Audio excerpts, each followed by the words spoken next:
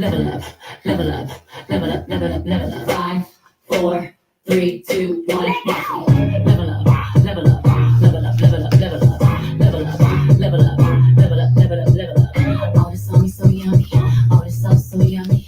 No, you want this yummy, yummy all in your tummy. Level up, level up, level up, level up, level up, level up, level up, level up, level up, level up. All this on me so yummy, all this stuff so yummy. No, you want this yummy, yummy all in your tummy. Then move, stay so long. I won't do it no more. Hello, live community. It is Jackie Porter, and we are back for another live. So glad to see you here. I'm just loving this song. It's so much hype.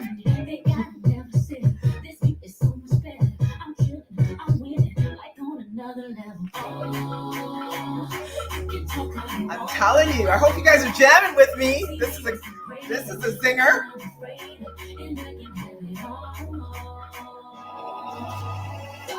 4, 3, 2, 1.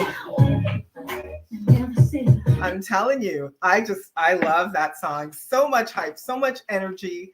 That was the musical sounds of Ciara, and my social media person was telling me that this was a huge pandemic song. So I just actually chose this song specifically for this live because we are going to be talking to a select group today. And I thought this song just kind of spoke to what we want to talk about. So, I think one of the reasons I chose Level Up, because it was time to bring Ciara out. I think because we're talking about female lawyers and overcoming the financial challenges that they have, it's all about leveling up, isn't it? Right? So that's one of the reasons we're like, female lawyers need to level up. So that's my anthem for today, ladies.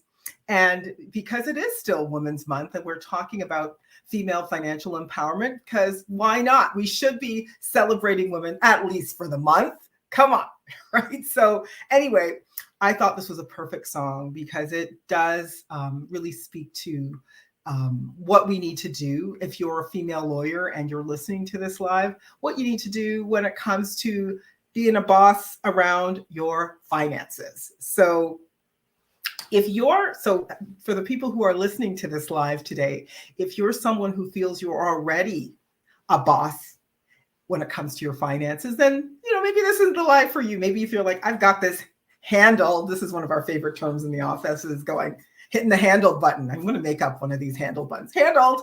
Anyway, so if you feel like you're that person, then this isn't the live for you. But if you're someone who is still struggling with your finances and it's something that you still feel very vulnerable about, especially as a female lawyer, then tune in. We've got all kinds of gems for you today.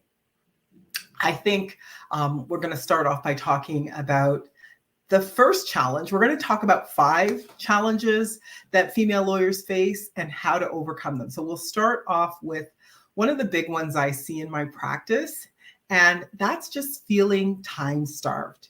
So if you're a lawyer that actually just has so much that you're juggling on your plate right now, I definitely work with a very big group of legal professionals who are just feeling like time can be their enemy.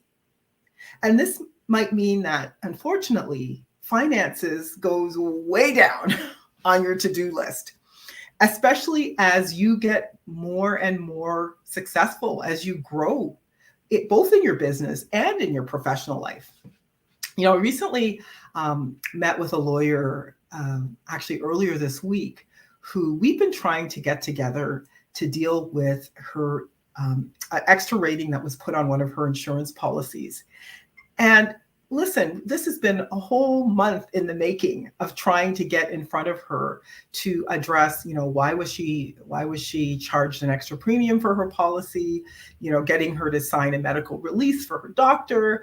And it's not someone who doesn't care about her health. She's just really, really busy.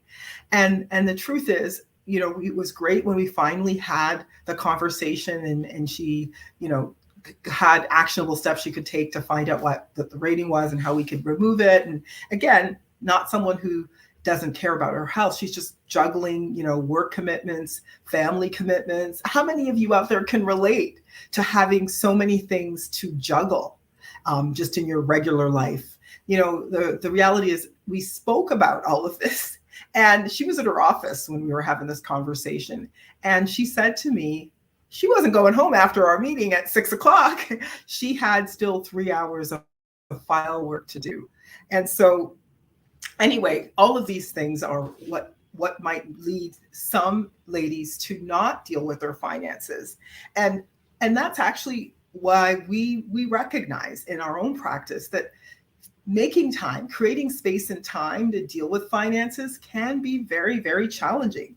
And that's actually one of the reasons that myself and my team members call ourselves professional naggers, because at the end of the day, our clients appreciate that actually once they commit to working with us, to executing, so they commit to working with us and we come executing on the financial goals that they've set for themselves. Because ultimately that's what a coach does. That's what a really good coach does, is they help you execute on the goals that you set for yourself, whether it's around, finances, weight loss, sports, whatever the case may be.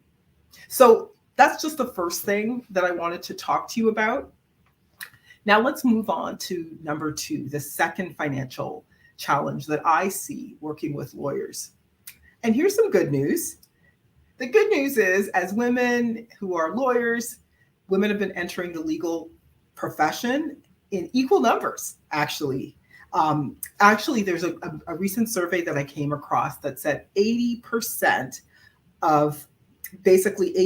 more women are in the profession. So for the last several decades, there's more and more women coming into the profession. So that's the good news. The bad news is, despite, we see way more women applying to the law program, as I said, 80% more women are applying to these programs, female lawyers still face more unique financial challenges that their male counterparts don't have to deal with. And I know that you guys probably have. What do you think the biggest financial challenge is for legal professionals?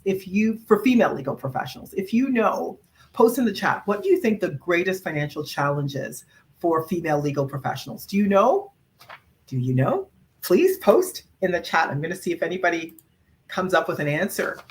What's the biggest female financial challenge for lawyers? You guessed it. Actually, I haven't seen it come up in the chat yet, but I know this is Confidante community is super smart. It is the pay gap. It's still the pay gap. So according to a recent survey, female lawyers actually earn 80% of what their male colleagues earn. And this gap, probably no surprise to any of you listening to me, the gap is even wider if you are a woman of color. So that this means at the end of the day, if you're a female lawyer, you have less to save for retirement, less to invest in your future, your children's future, or less to pay off your student loans, which as we know is a big issue, which we'll talk a little bit more about later. So for the female lawyers that are listening to me right now, I have a question. How many of you actually discuss your salary that you're earning with your male colleagues or even with your female colleagues? Is talking about salaries amongst employees still a taboo subject? I'd love for you to post in the comments your feelings around that. The other thing I'm going to ask you, because, negotiating salaries is still challenging for women, whether you're a lawyer, a female lawyer, or you're a female, period. So another question I have is, how many of you document your accomplishments each year when you're having a review with your counterparts, with your manager or with your senior partners? How many of you tally up your accomplishments, toot your own horn, and ask for a raise? I'd love for you to post this information in the chat, because the research suggests, as you probably know, lawyers are the best negotiators. If you don't ask, you don't get. So I'm thinking about a few years ago, I was dealing with a very senior executive who worked with me, who still worked with me, who at the time she was working for a major public corporation. And as we were putting our financial plan together, we reviewed her offer letter from her employer, just because we wanted to get a sense of what benefits she had, because she was still waiting to get all the other paperwork from them. She had recently started working with them. Anyway, as I reviewed her offer, a few things actually struck me. She actually had, one of the things I noticed, she had a substandard income replacement plan that didn't even cover her salary. Her offer was actually also missing key benefits like stock options and RSUs. It also didn't have a clause at her level that if they decided they didn't want to keep her, because your job isn't any more secure if you're in a senior position, by the way, not always. So if they decided they didn't want to keep her, typically there's a clause, there's an exit strategy where she'd receive a certain amount of compensation for leaving the company. None of these things were actually contained in her offer letter. And so that was something that I was concerned about, because what would she do if she was suddenly laid off and didn't work out? She'd have to rely on, her negotiation skills at that time to see what they would offer her. So I'm saying all of this to say, really, I'm no expert when it comes to HR. I've seen a lot of these contracts because of the fact that I work with senior legal professionals, and we'll look at their contracts as a matter of course, as a matter of putting a plan together. But I knew enough that she certainly was in a position to be asking for a whole lot more than she was offered. So, I have another question for our listeners. How many of you, when you get an offer letter from a firm, you might be new, you might have worked somewhere else, maybe you're looking for work and you get an offer letter, do you just get excited and sign it? Or do you actually get someone to look at it? I would love for you to post in the chat, because when it comes to taking an offer letter, and this, I've had a number of HR professionals on my show. I've had, legal professionals as well in the HR space. So HR lawyers, begin with the end in mind and get that letter reviewed by a HR legal professional, just to make sure you're getting what you deserve when it comes to that offer letter. And you typically are in the best position to negotiate on the way in versus on the way out. So just keep that in mind when you're getting an offer letter. And I know it's easy and tempting to just sign it on the bottom line because you're so excited to get through the door, but it's really doing that negotiation work, which all of you, I'm talking to the choir here, understand. You're in the strongest position when you do it in the beginning. And so that's the time to kind of examine, am I being paid fairly based on my experience? And, if you need to do some research to kind of speaking of pay, if you need to do some research based on your experience, based on your accomplishments, where you should be at, check out payscale.com, check out Glassdoor to see, what the going rate is for what you do, and then look at ways that you can negotiate around that. And as I said, not an expert in that area, just important for you to do your homework and not just say yes and sign on the dotted line. Number three is basically student loans. Like how many of you out there now are actually dealing with a student loan? Please feel free to post in the chat. Is it crushing you having a student loan, especially as interest rates have gone up breakneck number of times? Interest rates are really, so dealing with a student loan, that's actually something that you should know. More female lawyers graduate with more debt than their male counterparts. And one of the reasons for that is apparently women tend to go to law school a bit later in life. And so they accumulate undergraduate debt, and then now they have, debts on top of that with law school. And so they're likely to take a lot longer to pay off their student loans. And you know what? I find that in my practice, I have a lot of debt conversations with clients. That's probably one of the reasons why women tend to prioritize debt over those savings and investment conversations, because it is something that they face, female lawyers, women in general, face more often. They have a lot more debt to deal with because they have less money to make that they earn too. So they end up having to make up the difference sometimes with debt.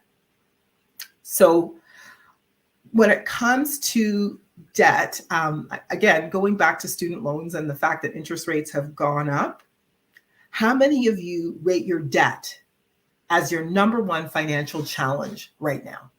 So student debt, student loan debt. How many of you lawyers, female lawyers out there, rate your student loan debt as your number one financial challenge? Please feel free to post in the chat.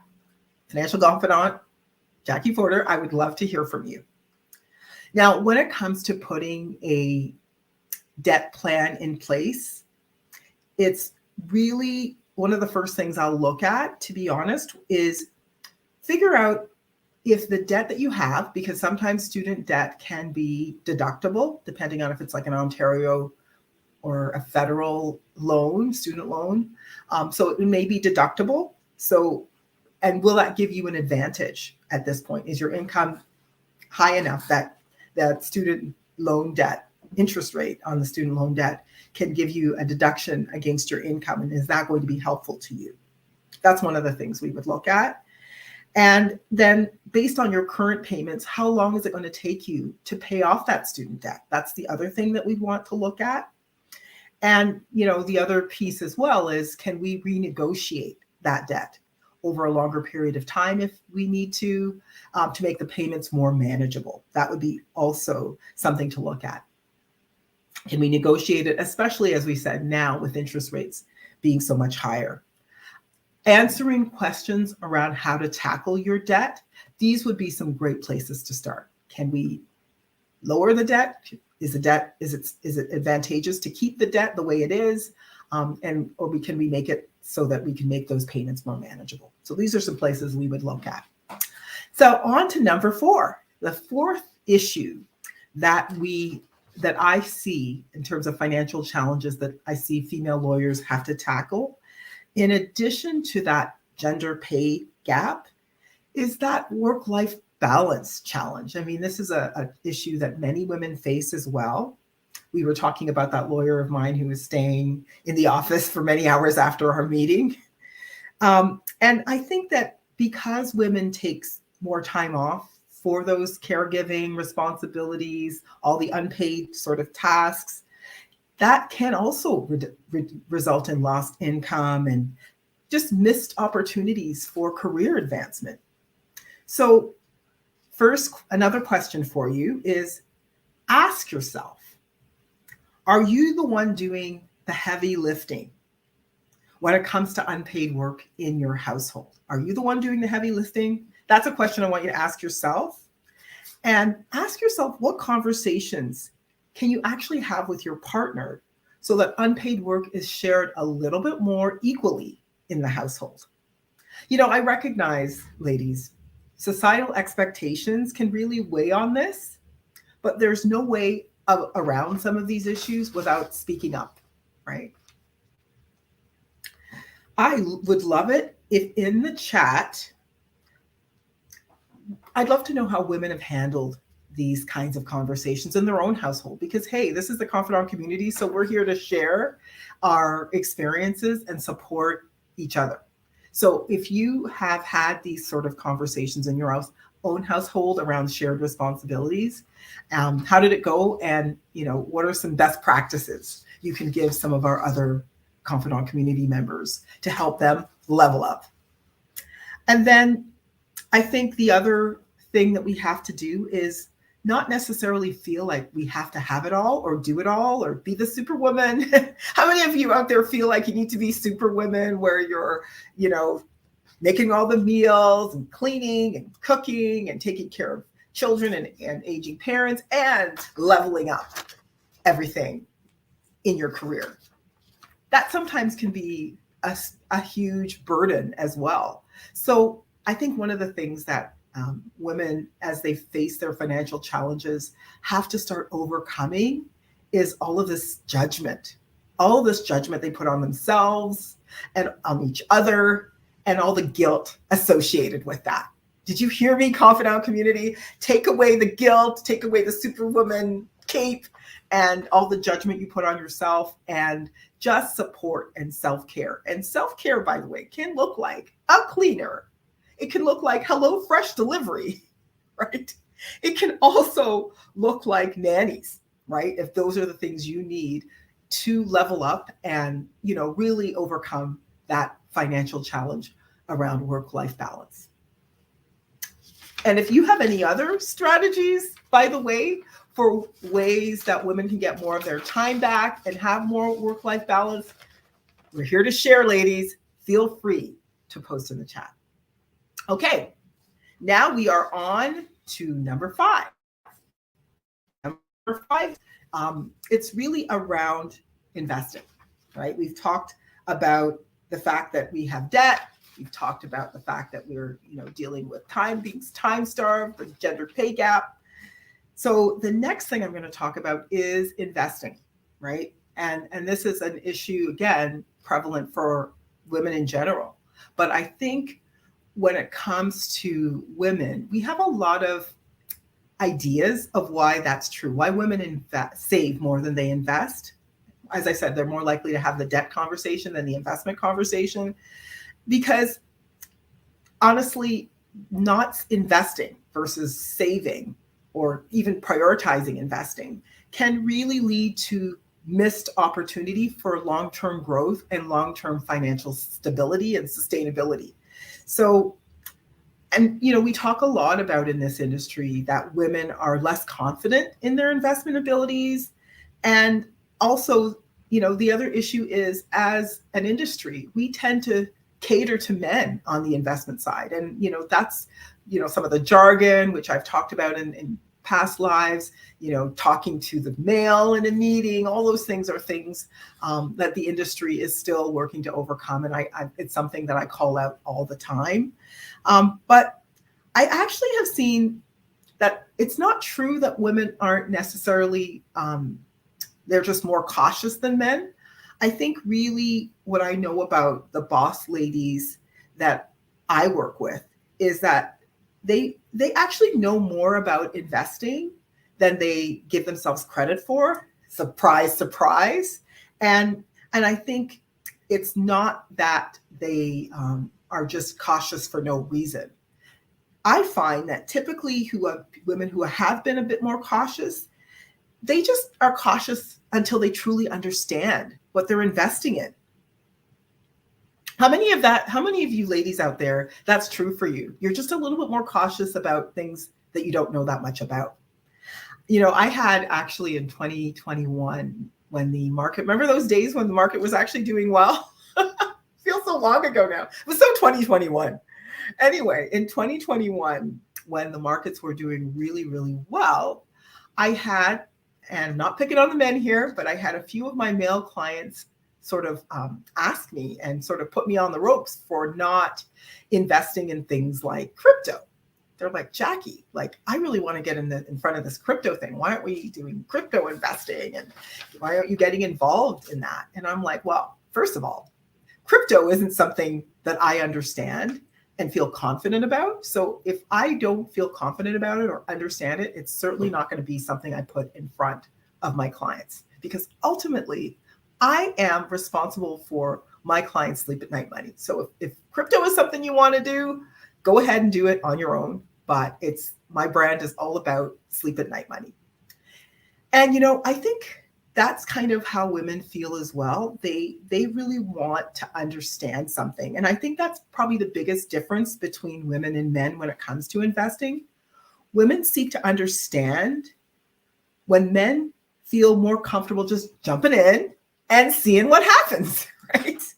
And there's nothing wrong with either approach, but I just want to be that person that calls out the myth that women are just they're just more cautious for no reason. They're cautious for a reason. They want to understand how they're investing and how that's going to impact their long-term finances, their financial circumstances. So shout out to women who are just wanting to be more informed when making investment decisions.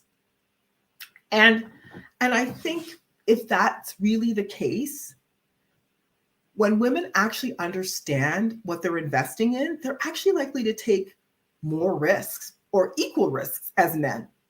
So if that's the case, ladies, my advice to you is just decide that you want to make a commitment to learning a little bit more about investing each year. Like, what can I learn a little bit more of each year to feel more smart, more confident when it comes to making those investment decisions and taking more risk? And, one of the things I love doing with clients is like, let's look at books you can read to help increase your knowledge, build your confidence around making investment decisions. So ladies, I have some books. So pay attention. I have some books to share with you that are on my bookshelf right now that I've read or I'm reading. And I'd love to share that with you. Anybody interested in some books you can read about investing? Okay. One of my faves that I read recently that I really loved was Morgan Housel's book, The Psychology of Money. Any of you read that book out there? If you haven't, I highly recommend it. It was such an entertaining read. Morgan Housel's The Psychology of Money. Check it out. The other one that I love is, I can't remember her first name. Her last name is Cicero. I can't remember her first name for whatever reason right now. But anyway, the second book that I really love, it's kind of like a book for women who are entrepreneurs as well. It's called You're a Badass. She has a Badass series of books, and it's called You're a Badass at Making Money. That's also a super entertaining read, so check it out. The third book that I just actually took off Amazon because a client of mine told me about it, and I thought, oh, this sounds like a really good one, is Money, Master the Game by, of all people, Tony Robbins. He went and talked to all these financial experts about what are your best investment tips. Ladies, check this book out. My client highly recommends it. It's on my reading list. I just got it from Amazon. I'll keep you posted. But this is my thing. Just keep reading. Another one of my favorites is The Millionaire Next Door. How many of you out there have read The Millionaire Next Door? One of my all-time favorite books. I so love The Millionaire Next Door. And I really feel like I embody that. I love, not spending more than I make, saving for the future, thinking long-term about what's going to happen 5, 10, 15 years from now. Ladies, you're out there, you're leveling it up in your career. We're talking about leveling it up when it comes to your finances. So those are the books I want to share. If you feel, though, that after we talked about the financial challenges today, that you need support in this area, please feel free. Reach out. We've got Jody, who you met last week, our client experience manager. She's on this chat right now. Feel free to reach out to our team for support. We're happy to talk to you about how you can level up your finances. I love leveling up. I just think that's such a cool way to say it. And as I said, if not working with us, we understand maybe we're not for you. Just find an advisor that you can feel comfortable with, just communicating well with, right? Who can help you improve your knowledge and really help you building wealth and tackle those financial challenges that we're talking about. Because at the end of the day, as a lawyer, you're always advocating on other people's behalf. So when it comes to finances, ladies, you need to advocate for yourself. Prioritize that work-life balance. Educate yourself on investing. Commit to financial self-care by not being the superwoman. Overcome these challenges and achieve stability and long-term financial success.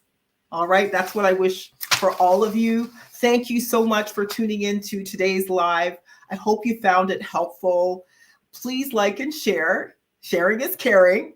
And stay tuned for all of the latest updates on our social media channels. We actually have a whole new theme for the month of April that you'll not want to miss. So you're going to have to come back and find out what that's all about. Hope you guys enjoyed our Women's Month series. Take care, Confidant community, and I will see you next week. Bye, everyone.